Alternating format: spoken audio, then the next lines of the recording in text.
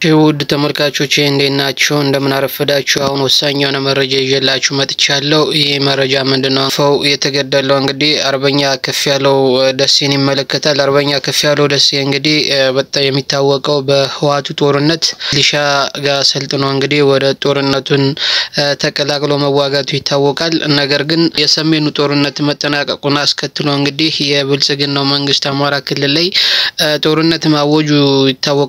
ይህን ያን ጦርነት ማወጁን ተከትሎ ፋኖ እንግዲህ ተቀላቅሎ ሲዋጋ የቆየ ነበር ማለት ነው እና በዚህ ሰዓት ለእስክንድር ከአዲስ አበባ ይዞት የመጣው ሴራ ነበር አማራ ክልል ላይ ያሉትን ፋኖች መከፋፈል ከብልጽግናዎች ጋር ተነጋግሮ ነበር እንትን ያሉ ይህን ነገር የጀመሩት። ስለዚህ እስክንድር ማን ያዘ? እስክንድር እየታስራደ እና ደረጀ በላይ ማድረጋው እንግዲህ ሰለሞን አጠና ሆነው ይህንን ሴራ ጀምሮታል ማለት ነው። በዚህ ሴራ እንግዲህ ተታሎ እንግዲህ ከነ እስክንድር ጋር መቆየቱ ይታወቃል አርበኛ ከፍያለው። ነገር ግን ከወንድሞቹ ጋር በመነጋገር ላይ ነበር። የነ እስክንድር መንገድ የነ እስክንድር ስራ በጣም ጥያቄ ፈጥሮበት ነበር። አንዳንድ ስብሰባዎች ላይ የሚናገረው ነገር ነበር። በጣም ይናገራል ደፍሮ።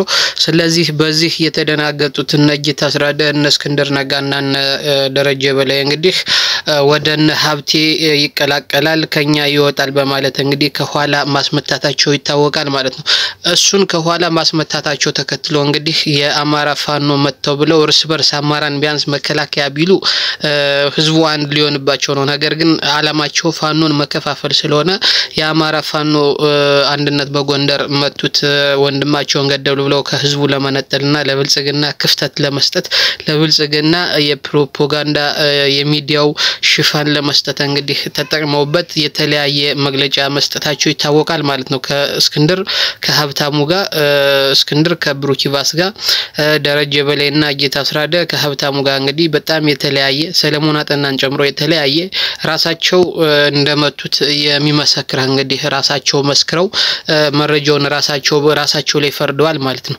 ስለዚህ ይሄንን ውሸት አይደለም ራሳቸው የተናገሩት ነው ማቀርብላችሁ። ስለዚህ ተከትሎ እንግዲህ አርበኛ ከፍያለው እንግዲህ የተጠቀሙት ፕሮፓጋንዳ እንግዲህ ምንድነው? እነሱ ከብልጽግና ጋር ሆነው የመከላከያ ሽፋን አግኝተው ነው የመቱት። ምናልባትም እንግዲህ የሱ ሰራዊቶች ወደኛ ቢገለበጡ የሱ ሰራዊቶች እንግዲህ እኛ ጋር ቢነሱ እንግዲህ በመከላከያ እንዲያድናቸው ሽፋን እንዲሰጣቸው በመከላከያ ተጋርደው ነው ማለት ነው እሱን የመቱት ማለት ነው።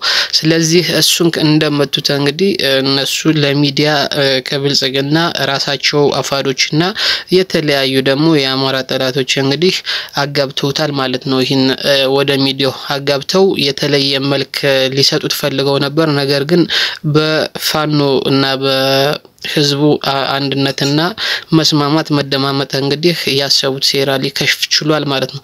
ለወደፊትም እንግዲህ እንደዛ አይነቶች በጣም ከባድ የሆነ በተለይ አፋር ላይ ያሉትን መምጣት የታቀዱ አሉ። በቅርቡ የሚመቷቸው አሉ። ገና ይሸሹናል ወደነ ሀብቴ ይሄዳሉ ብሎ የሚያስቧቸውም በቅርቡ ለመምታት ዝግጅት ላይ ናቸው። ስለዚህ እነዛም መረጃው ደርሷቸው ወደ ትክክለኛው አደረጃጀት እንዲመጡ እንግዲህ መረጃውን አድርሷቸው ላለው አመሰግናለሁ።